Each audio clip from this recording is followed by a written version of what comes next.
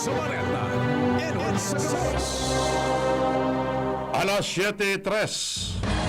Hatod sa Saindo, kan Radyo DCGB. Ang mga bago, asin darapulang baleta, kan agaw. Mga baretang balansyado, nainiping kikilingan, asin makatotohanan. DCGB, Bareta alas 7. Mga preskong bareta sa lado lokal, nasyonal, internasyonal, asin iba pa. Bareta alas 7. Digdi sa GB, garantisadong bareta.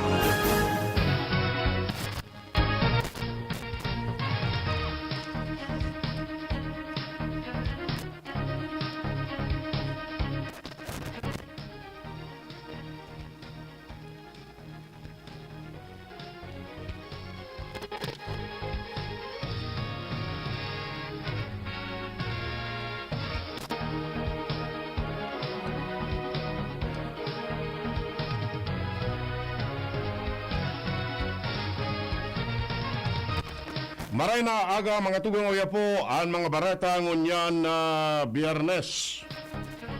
Ultimong aldaw kan Marso 2023. Enot sa headlines kan mga bareta. Sa lado lokal, Dole Bicol matagaman in 4.6 milyones pesos na fundo para sa implementasyon kan tupad program sa Legazpi City. Paghahanda para sa implementasyon kan Universal Healthcare para sa dekalidad asin abot kayong serbisyo pang salud bigtututukan ngunyan kan sanggunian pang lalawigan kan Albay. Sa lado national, Philippine Coast Guard naka-heightened alert ngunyan na Semana Santa. Responsibilidad sa pangangataman sa interes kan ikatulong distrito kan Negros Oriental matapos masuspindir si Congressman Arnulfo Teves iyo ang representante kini inako ni House Speaker Ferdinand Martin Romualdez. Sa ibang nasyon, siyam katawagan matapos na magbagsak ang duwang US Army helicopter sa Kentucky. Sa laro ng karawat bilang kan mga atleta kanasyon na masabag sa 32nd Southeast Asian Games sa Cambodia, sa maabot na Mayo, nabawasan.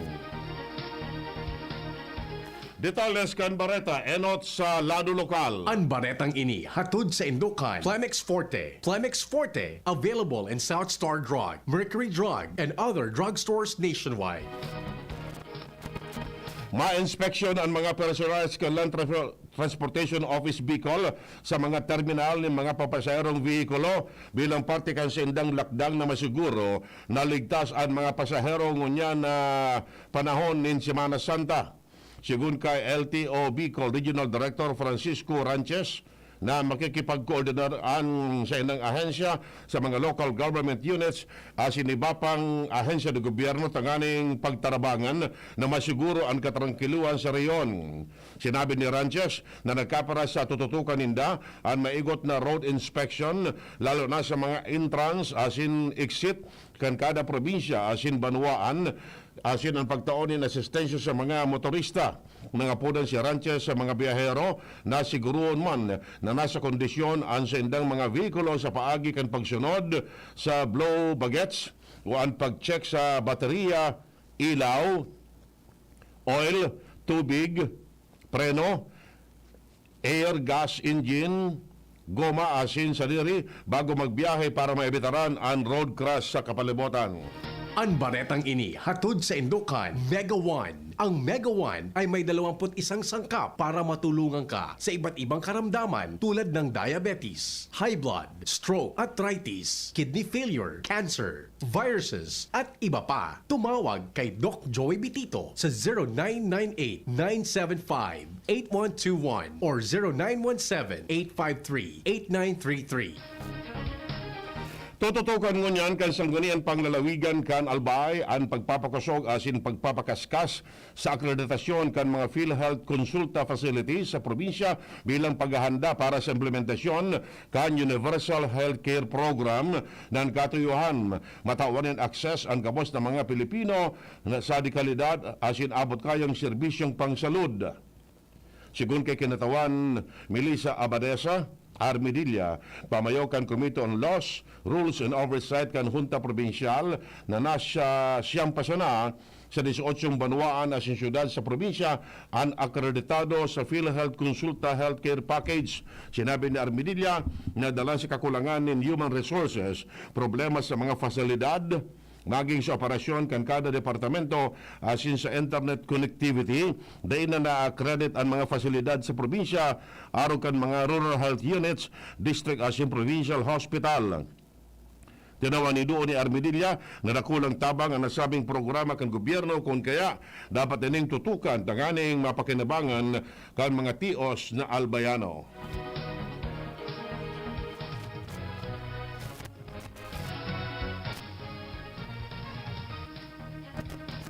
Matagaman in 4.5 milyones pesos na fundo ang Department of Labor and Employment Bicol para sa padagos na implementasyon kan programang tulong panghanap buhay para sa displaced worker o tupad sa Legazpi City. Sigun kay Dads Ranieses, pamayo kan Public Employment Service Office o Peso Legazpi, mas papaywason paninda asin papadakulaon, siriman papadakulon ang mga beneficiaryo kanasabing programa sa iba-ibang barangay kan syudad. Enot kani, nasa 1,000 mga Legazpeño ang ipinararom sa orientation para sa masabutan ang siring na bagay. Naglalaom si Ranieses na dakulpa ang matabangan kan peso sa paagi kan siring na programa.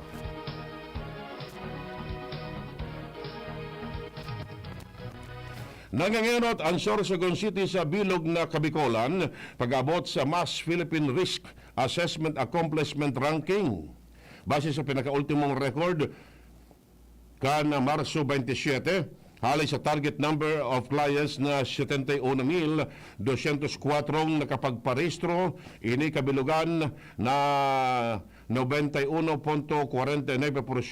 kan total target population, masalangkaw kumpara sa ibang syudad sa reyon. Ang Legao City iguanin 84.11%, sunod ang Iriga City na may 71.64%, Tabaco City 71.98%, Legazpi City 69.28%, Naga City 44.38%, asin Masbate City 36.90%. Katakod kini, labi-labi ang pasasalamat kan gobyerno lokal kan Sorsogon sa gabos ng mga health workers na nagpapailing nin dedikasyon sa sendang serbisyo tanganing dumanon ang 64 mga barangay sa ibong kan pabago-bagong kamugtakan kan panahon. Katakod kini, siniguro naman ni Alcalde Esther Hamor kan Sorsogon City ang magkakanagong benepisyo sa mga ini, tanganing mas lalo pang mapalangkaw ang sendang moral, asin mas lalo pang mapagtibay ang serbisyo medikal sa kada barangay.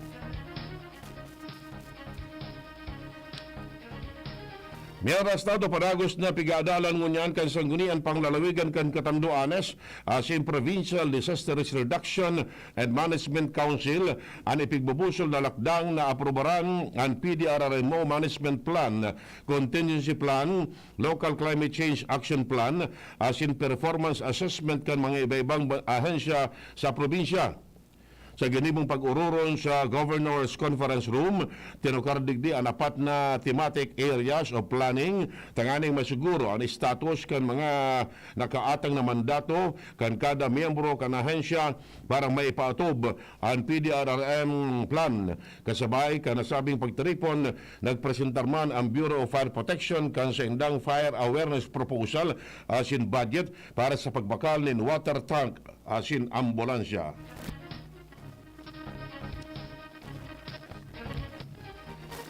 Pinanindugan kan Eastern Bicol Medical Center Administration sa Virac Catanduanes ang hemodialysis treatment package na nakapalaman sa proposed ordinance na pigproponir ni Board Member Jose Van Balidoy sa ginibong public hearing na ipinapod ni Board Member Santos Safe sa Sangguniang Panglalawigan Session Hall.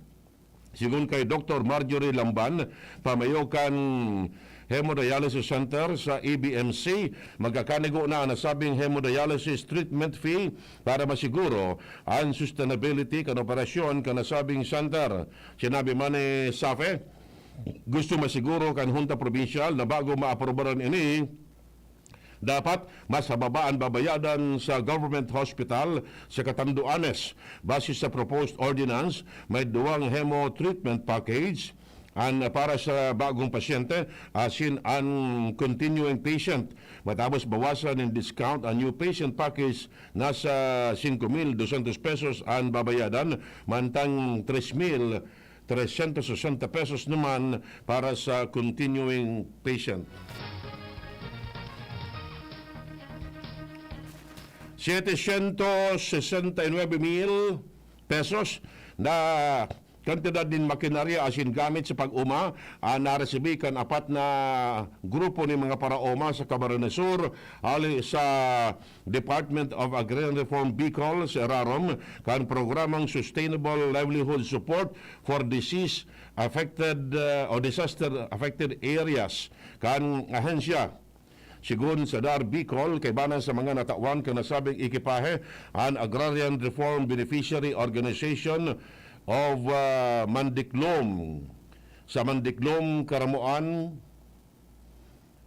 Sagrada Farmers and Farm Workers Association sa Sagrada Tinambak, Kamuning Farmers Association sa Kamuning, Calabanga, asin Palestina People's Multipurpose Association Incorporated sa Palestina Pili, Camarines Sur.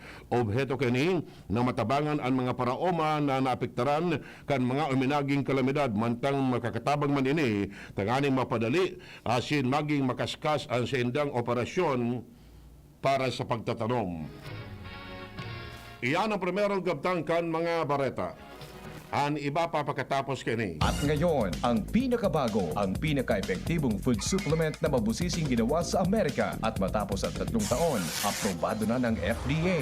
Mega One, ang evolusyonaryong produkto na nagtataglay ng 21 natural na mga komposisyon na nakatutulong upang palakasin ang immune system at ang ating kalusugan. Para sa karagdagang impormasyon, maaaring pumunta kay Doc Joey Bitito sa Barangay 18, Cabangan West, Legazpi City, kaharap lang ng Bangko Sentral ng Pilipinas. O tumawag sa 0998-975-8121 or 0917-853-8933 para sa free consultation sa natural medicine. bisitahin din ang aming Facebook pages, Mega One Superfood at NHC Bayanihan Official. Mega One, evolusyon para sa kalusugan.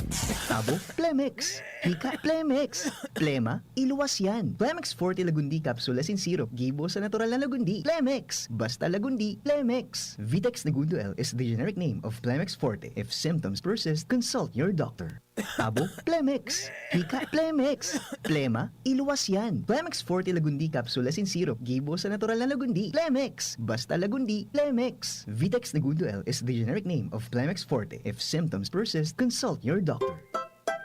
Maugmang ibinabalik kan DZGB ang programang Lakaw Maghiras Year 2. Sarabay na nagbabaklay bilang magturugang. Maghiranyog kan katotohanan susog sa katukduan kan kagurangnan. Maugma asin sarabay na maglingkod sa banwaan. Marina, sabay na. Lakaw asin maghiras. Sa programang ini, sa indong makakaiba, si Monsenyor Crispin Bernarte.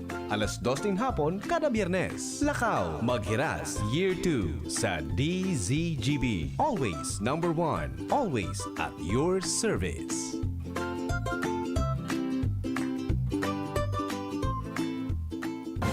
Do it with Ann Curtis.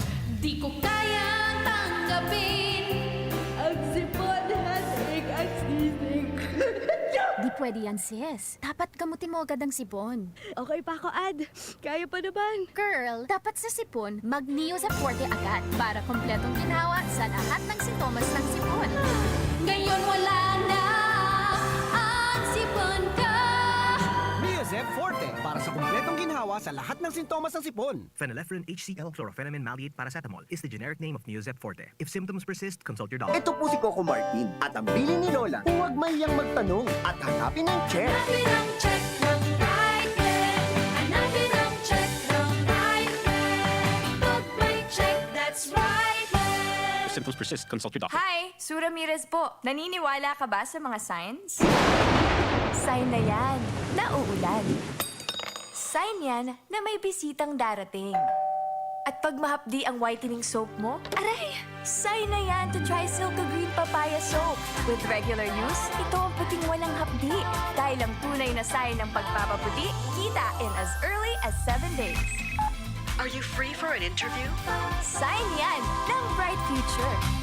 Also available in sachet. Mabibili sa inyong suking tindahan at supermarket. Oh, sign na yan to buy Silka Green Papaya Soap. Tabo, Plemex. Hika, Plemex.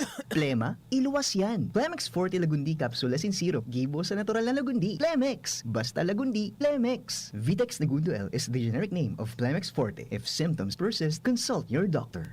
Tabo, Plemex. Hika, Plemex. Plema, iluwas yan. Plemex Forte Lagundi Capsule Asin Syrup. Gibo sa natural na Lagundi. Plemex. Basta Lagundi. Plemex. Vitex Negundo L is the generic name of Plemex Forte. If symptoms persist, consult your doctor. DCGB Barata alas 7. Barata alas 7.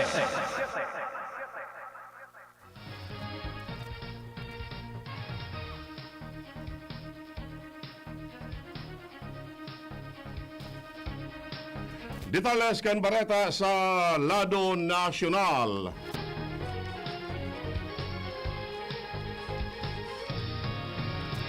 Naka-heightened alert ngunyan na Semana Santa ang Philippine Coast Guard kasunod kan ipinalawas na direktiba ni Transportation Secretary Jaime Bautista in an Oplan biyaheng ayos Semana Santa and Summer Vacation 2023. Kamautan kanina masiguro na areglado ang pagbiyahe kan mga namamanuaan na mauruli sa mga probinsya. Sigun kay Philippine Coast Guard Deputy Commandant for Operation, Vice Admiral Rolando Ponzalan, na magiging efektibo ang heightened alert status sa Abril 2 sa Code GIS. Maigot na nagko-coordinar ang PCG sa Philippine Ports Authority, Asin Marina, para masiguro na ligtas ang mga kababayan na mabiyahe sharing man ang mga lunaran pang dagat. Sinabi ni Ponsalan na pinakasog kan Coast Guard ang sendang presensya sa mga pantalan lalo na sa dagsaan mga turista, lokal man o dayuhan. Papaganahon man kan Coast Guard ang sendang K9 units, medical team as in security personnel, maging ang mga vessel inspectors para bantayan ang cover capacity ni sarong pampaserong barko. Pangapuda man kan Coast Guard sa mga namamanuaan na mabiyahe na magdoble ingat.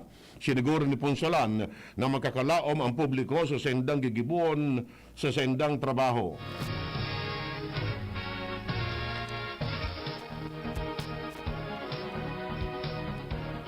Ipinahayag kan Department of Health na ang presenteng programa sa pagbabakuna kontra sa COVID-19 mantenidong naka-align sa binagong roadmap kan pagbabakuna kan World Health Organization o WHO Strategic Advisory Group of Expert on Immunization. Kung magigaramduman, binago kan WHO ang roadmap kay ni para matauan yung prioridad ang paggamit kan mga COVID-19 vaccine para ipailing ang efekto kan variant kan Omicron. Pigbibilog niyan ang roadmap ang tulong priority group kan para sa COVID-19 na high, medium, asin, low risk. Kibanan sa mga grupo na may halangkaw na prioridad ang mga gurang asin hoben na may comorbidities, sharing sa diabetes asin helang sa puso, pati na ang mga may immunocompromising na kondisyon, sharing sa mga pasyenteng nakaka-eksperyensya ng organ transplant. Ang mga aking may edad 6 na bulan, mas gurang, mga bados, nakababaihan asin healthcare frontliners iyong parte man kan halangkaw na prioridad kang grupo. Ang mga katamtaman na prioridad iyo ang mga nasa edad na reipa 50 sagkod 60 anyos.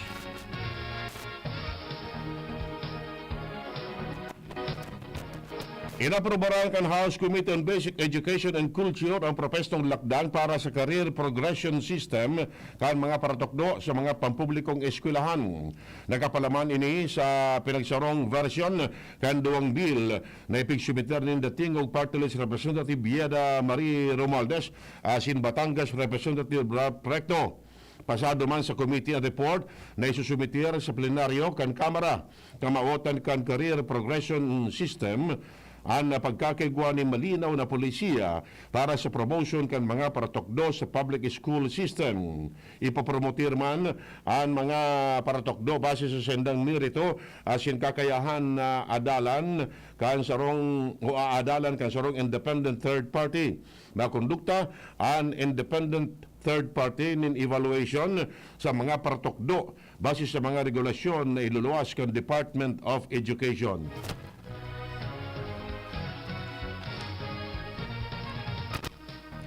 Pabor si Senador Sherwin Gatchalian, pamayo kan Senate Committee on Basic Education na may balik sa dati ang school calendar kan mga eskwelahan hali sa presenting school opening na Agosto ibalik ini sa Hunyo. Ginibo kan Senador ang pahayag matapos sa nangyaring insidente sa sarong eskwelahan sa Laguna kung saan sanggatos na estudyante na ospital matapos ang ginibong fire drill. Tanawan nindo ni Gatchalian, enot nang piga-adjust ang schedule sa pagbubukas kan school year dalang sa pag-iingat kan COVID-19 pandemic. Asin ngunyan na nagbabalik na sa normal ang sitwasyon. Sinabi ni Gatchalian na mas maray kung ibalik naman sa dati ang school calendar. Nagkapara sa mga pigkukonsiderar ni Gatchalian na dahilan para ibalik ang school calendar dalang sa panahon kan tag-init kung rin dapat pabayaan ang mga estudyante na makapagpahingalo asin makariba ang pamilya. Dagdag pa ang panahon kan eleksyon sa kada summer season pigigibo. Aminado ang senador na mga ipamanggirarin hindi diit na transition sa pagbuelta sa dati kan school calendar pero mas dapat manggiraray ining gibuhon.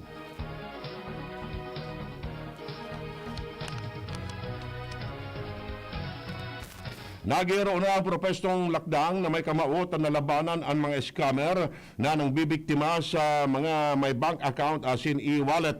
Inaprobaran kan Kamara de Representantes sa ikaduwang pagbasa ang propestong Anti-Financial Account Scamming Act o House Bill 7393 na magpapataw ng padusa sa mga money mule asin nasa likod kan mga social engineering scheme. Money mule anapod sa mga taong nagkukuan, nag-resibi, naglilipat o nag-withdraw ng kwarta o fundo na nahali sa ginibong krimen o social engineering scheme. Ang mapapatunayan na nagsiserving money mule makakulong nin 6 na bulan sagkod 6 na taon o papatawan nin multang 100,000 hasta 200,000 sa iraramkan bill. Ang social engineering scheme naman yung pangloloko o paggamit ni mga iba-ibang illegal na sistema para makuha ang confidential o personal na informasyon kan mga tagsidirin in bank account o e-wallet. Sigun sa propestong lakdang, ang padusa sa mga nasa likod kan social engineering scheme, yun pagkakapreso nin anom sa kod 12 taon o multang 200,000 sa kod kabagang milyon pesos.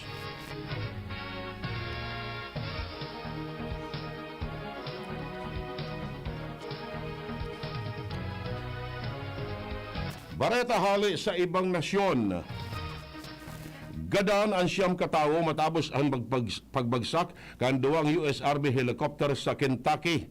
Nasa training mission harani sa Fort Campbell Military Base ang mga soldados na miyembro kan 101st Airborne Division. Kinonfirmar kan military official na siyam na soldados ninda ang nagadan asin pigkukonsiderar na ini sa rong makamundo na pangyayari. Sa ngunyan, pag-iimbestigaran pa kan mga otoridad ang kausa kan nasabing insidente. Sa lado ng Karawat, nabawasan ang bilang kan mga atleta kan Pilipinas na masabag sa 32nd Southeast Asian Games sa Cambodia sa maabot na Mayo. Sinabi ni Philippine Olympic Committee Chair Abraham Bambol Tolentino na nagkaigwan ni nagkaparang problema sa sendang dokumento ang nagkaparang atleta. Nagkapara sa mga ini, yung pagpasok ang sendang pasaporte. Wrong entry, double entry, asin da ipigtugutan kan ang mga reserve athletes. Si Riman, day na adit sa Tolentino sa nasaming pagbabago dahil aram niya ang mga kalidad kan mga atleta kan Pilipinas para makahakot nin medalya sa nasabing torneo. Ultimo sa detalyas kan Bareta ang kamugtakan kan panahon na sa linya ang pag-asa. Diyos marahay na pagkagapo. Ininang sa tuyang latest update sa kamugtakang kan sa tuyang panahon. Easterly so yung malinsangang duros na hali sa sirangang kadagatang Pasipiko. Ang padagos na nakapekto sa enterong Kabisayan asin sa enterong Mindanao. Mantang digdis sa Kabikulan, padagos na makaka-experience siya ning bahagyang panganuron sundo sa panganuron na kalingitan na may mga pulo-pulong mga pag-uran o pagkikilat, pagdaguldol. Lulot naman kang mga localized thunderstorm. Ang duros ay maluyat, sundo moderato, nahali sa sirangan, sundo norte sirangan ang mamamatian. Ang mga baybaying dagat asin kadagatang kang Kabitulan, magiging banayad, sundo sa moderato ang pagalon. Tinatayang agwat ning temperatura tigil umampoon 25 sundo 31 grado sentigrado. Asin ang aldaw ay masirangat siya na 5.42 ning pagkaga. Asin masulnop at yan na 5.57 ning pagkahapon. Inisan Alvin Almohela reporting live halidigdi sa Pag-asa DOS Legazpi. Yan mga tugang nga detalles kan mga Bareta ngunyan na Biyernes. Ultimong aldaw kan Marso 2023. Sa pag-aaral kan mga pag-iriba, Mardila, Angel Mostaza, Jenny Matthew Balyaran sa Newsbase, Ronald Baldo sa Lado Technical, Richard Astor sa IT, Siriman ang Pag-asa. Ako po ang nagatod kan Bareta. Edwin Peralta nagsasabing salamat kan sa indong pag-antabay. Yan ang DCGB Bareta alas 7. Abangan giraray sa aga. Ang hapon, masunod na pagkalipas ng kainin.